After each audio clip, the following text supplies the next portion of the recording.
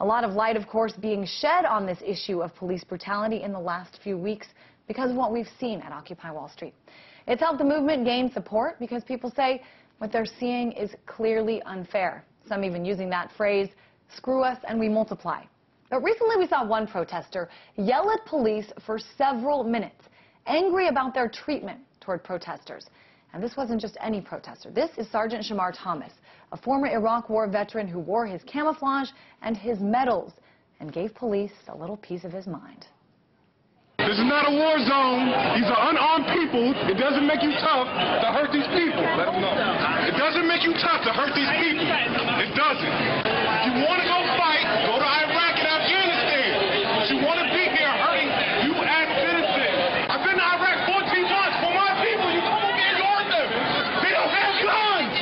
It doesn't make any sense. How do you sleep at night? There is no honor in this.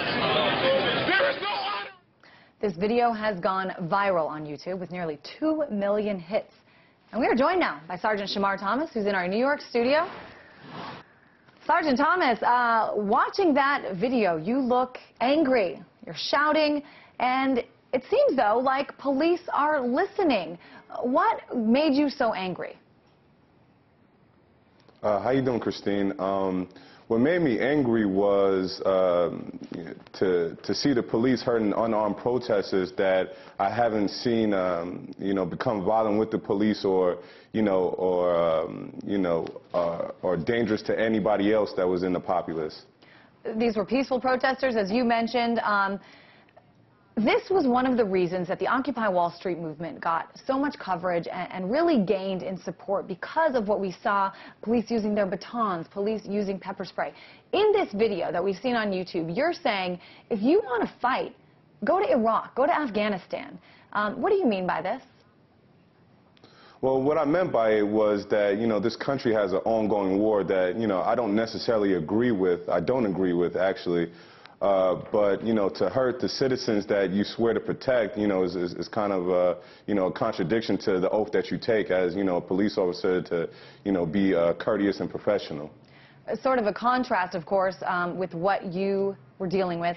Tell us a little bit about your service. I know that you were, I believe, in Fallujah in Iraq, and also you come from a long line of military people in your family, just cross generations. Talk a little bit about this. I mean, you and your parents, your grandparents have been fighting for freedom.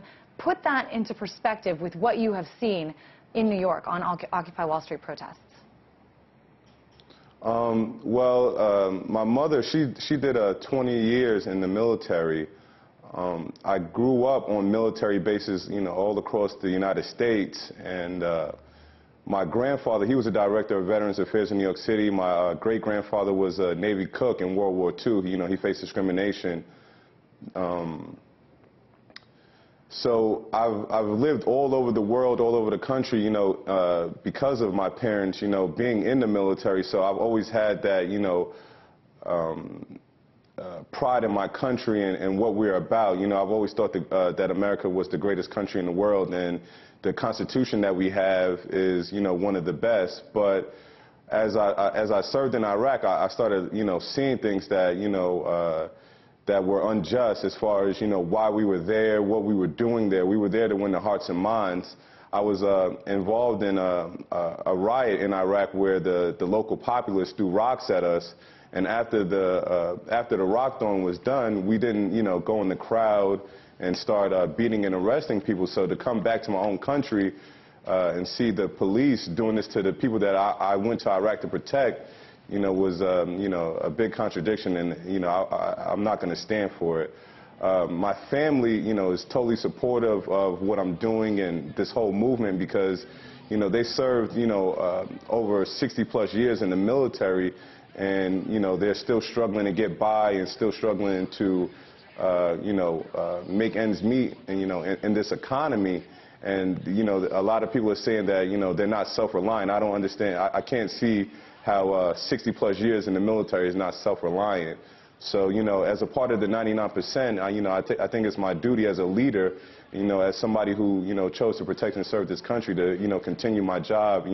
It's not a oath that I take lightly and that stopped once I left the Marine Corps. Some really interesting things you said there. First of all, being in Iraq, having people actually threaten your safety, and you not lashing out to them, and coming back and seeing this behavior by police has got to be frustrating. Let me ask you, because I watched this video a few times, and I looked in the police officers' eyes, I looked at their faces. They're not only listening, it seems like they're thinking about what you're saying. Take us back to that day. What was the reaction by these police officers who were standing around, and you know, were they digesting what you were saying? From my personal opinion, I believe that it was a mixture of, you know, not understanding what to do, and then, you know, they started understanding what I was saying, and I think it started resonating with them that, you know, they really do have a duty, and that badge doesn't give them, you know, the right to hurt these people. And I think that it took a person like myself, you know, who has led and has been through the trials and tribulations of war and understands what it feels like to be in a, you know, an actual riot where people don't like you, you know, to speak out against it. And I think more veterans around the United States should, you know, come out and help, not even the United States, because this is global, but, you know, they should go out and help these protesters and, you know, give them a voice.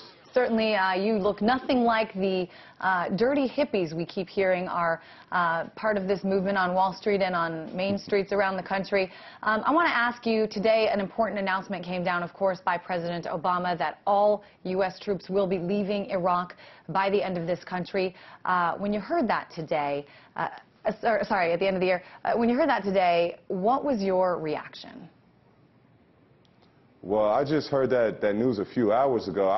I'm shocked and amazed, and I applaud President Obama on doing that. We should have been going a long time ago. I hope he decides to stop the war in Afghanistan and all other countries that we're involved in, because coming home to America, I don't see how, you know, the war has changed, you know, our way of life.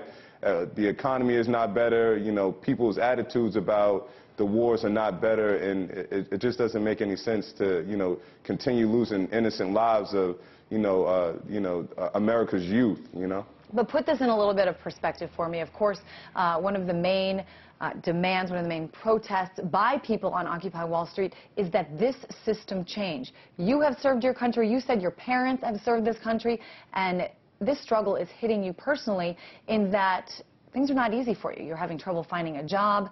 The war in Iraq might be ending for real this time, but talk about what you see ahead in this country and what you really think needs to change, especially in light of some of those things you were yelling at Occupy Wall Street.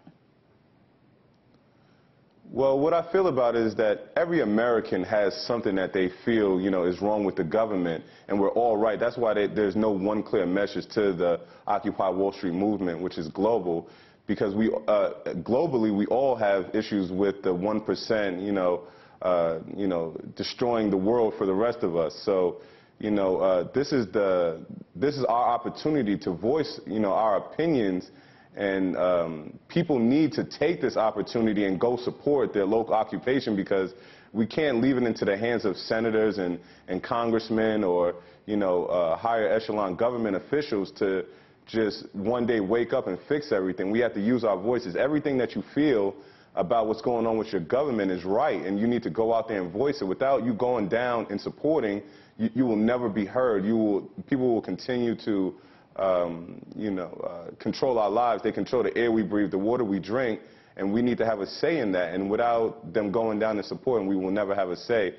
So, the biggest thing that I would say that I feel is that the people that actually, you know, put their blood, sweat, and tears into this country need to be the ones that are benefiting from this country. We have a lot of people in this country, you know, that are not getting up at 6 a.m. cleaning the streets or going to war zones, fighting for their lives for, you know, $1,900 a month, and then they come home and, you know, they have nothing but, you know, a GI Bill to go to college, where once you get out of college, you know, your odds of getting a job are still slim.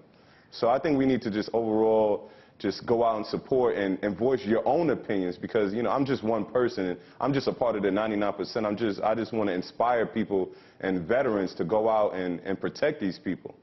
Well, it certainly sounds like you are inspiring people, Shamar. You said you thought maybe your words were resonating with police. It seems like they're resonating with people who are clicking on this video. Almost 2 million hits. Maybe by now it's been 2 million hits on this video. Why do you think so many people are watching this? I think so many people are watching is the words that I say and the passion and the emotion that I have.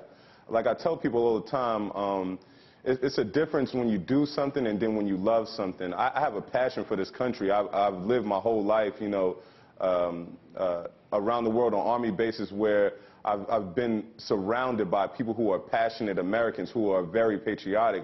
So that patriotic blood runs through my veins, and you know, I'm trying to inspire people because it's like, you know, why don't you care? Why continue to allow the things that you know are wrong to continue happening?